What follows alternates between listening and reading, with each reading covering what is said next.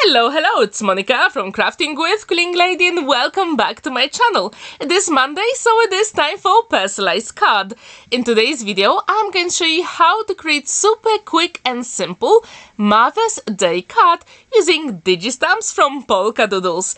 Here you can see the entire collection called the Darling Buds. I absolutely love all those images, and if you get the collection, you also get some sentiments as well, perfect for Easter or Mother's Day. As you can see, those images are super gorgeous, and now I printed them slightly bigger. So this is what's really good about any digi stamps. You can print them as small or as big as you want. And in this case, I couldn't find which picture I'm going to work on first, but I decided to use that tulip. What is your favorite flower? Please let me know in the comments down below. To color in the image, I decided to use my Noir alcohol Illustrator markers because they've got a brush nib, which means it is so easy to create shadow and light effects on any of the elements.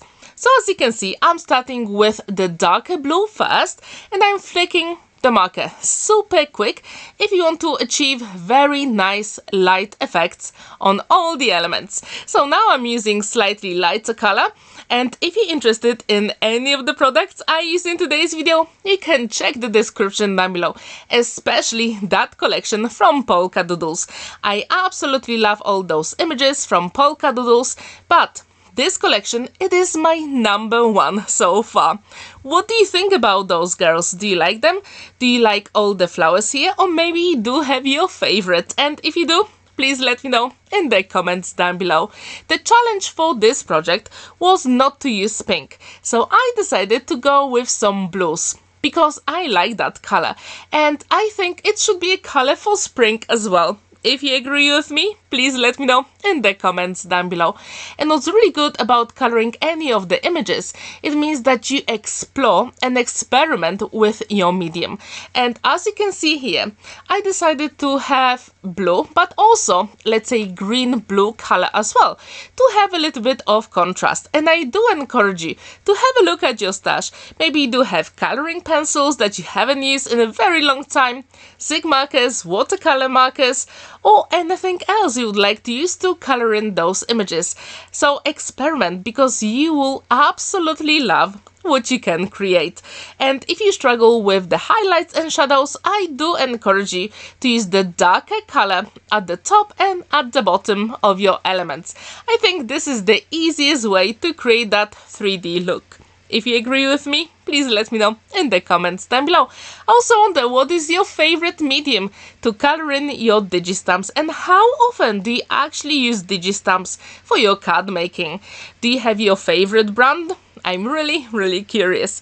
So as you can see, this image comes together very quickly, but we need also some green because there are so many leaves in this project, and I really wanted to achieve that, let's say, contrast effect. And as you can see, I don't really have any cutting dies for this image, so later on I'm going to use my scissors to fussy cut.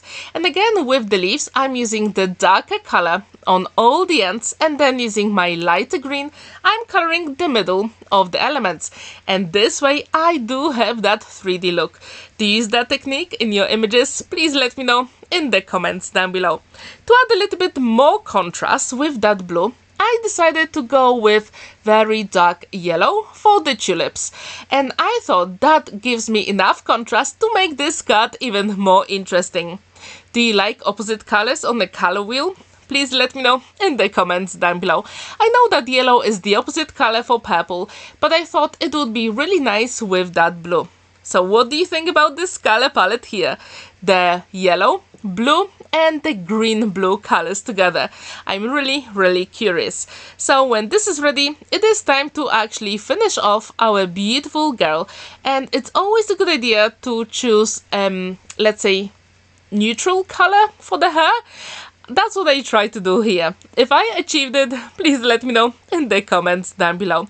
Also, have you seen my video from yesterday when I went to Craftorama? If you haven't, the link is at the top right corner. I got some really cool new craft supplies, so stay tuned for videos using all those amazing cutting dies and stamps. So, when this is ready, we have to choose what would be the color scheme for the girl. And you can use anything, because these are flower girls, so they don't really have to have like natural color scheme. You can go very wild with some greens, purples, or even blues if you want. But here I try to keep it simple, so I decided to have the natural color scheme. If you like it, please let me know in the comments down below. So it's always a good idea to start with the darker colors first and then add the lighter. So this way you're going to have very organic look, and I do encourage you to do the same in your images. So when this is ready, always make sure that you check if you didn't miss any of the spots. And now it will be time to fussy cut it. As you can see, this image is pretty simple to fussy cut. My very big tip is, whenever you use your scissors, always hold your paper with one hand and move it, and then use your scissors. Don't move your scissors, because it's easier if you actually move the paper, not the scissors. At least that's what works for me. If you use the same technique, please let me know in the comments down below. The spring is coming and I cannot wait for beautiful flowers outside. To be honest, today I went for a walk and there were so many beautiful daffodils on the way, and also crocuses. And so there was some beautiful yellow and purple together. I really love that color combo. If you agree with that color combo for spring, please let me know in the comments down below. Also, if you haven't seen my 3D envelope card, the link is at the top right corner, because I think sometimes matching beautiful colors together to make our projects even more colorful and stunning really makes them pop. So when this girl will be ready, I thought, what can I use to make this card even more special? So as you can see, the image is quite big. So I thought I have to go with DL size card, because 5x7 would be good, but would that be enough contrast for the whole card? I wasn't really sure. So at this point, I decided to create a DL size card. So I had to look at my stash, and then I decided to use one of the cutting dies I'm going to show you later on. With some of the pieces, I actually like to cut it out with a craft knife so I can see the background through the image. If you like this technique, please let me know. And whenever you use a craft knife, just be very careful, because you don't want to cut your fingers, right? And it's always a good idea to have a cutting mat underneath, so you don't damage your surface. And this is very crucial. I do encourage you to do that as well. So when this is ready, I had to choose what design paper I want to use for the background. And as I told you, the challenge for this project was not to use any pink. And at this point, I thought we do have some blues on the girl. Maybe I can find a design paper that will match the dress we created. So when you go to Polkadoodles website, there are so many beautiful design papers and digi stamps, and I found one that I absolutely love, and the whole color palette screams to me, just use me.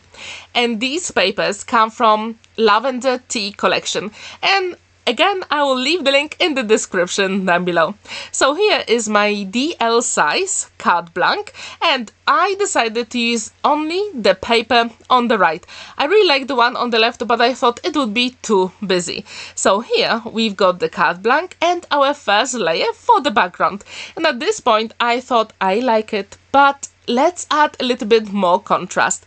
And I thought adding a little bit of white will make a massive difference. So I had to look at my stash, and I found a cutting die from Crafter's Companion, and all the names will be in the description down below.